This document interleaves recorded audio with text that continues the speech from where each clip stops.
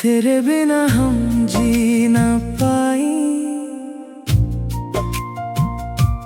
दिलवा के हाल का बताई।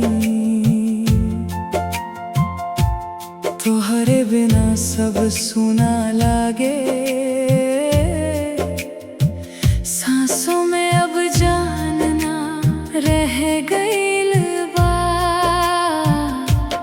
जब से तू छोड़ के टूट गई दिल के डोर। अब तो बस तो हो रे आस में रात कटे रो रो के भोर। लौट के आ जइहा सजनवा, तोहरे बिना ना जियाई। तू ही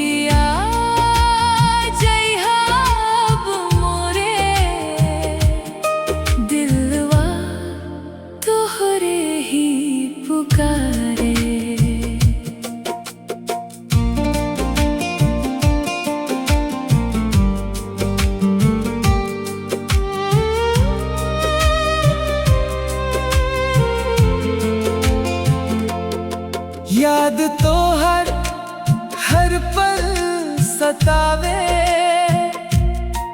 अखिया से नीर बह जाला। रात अंधेरी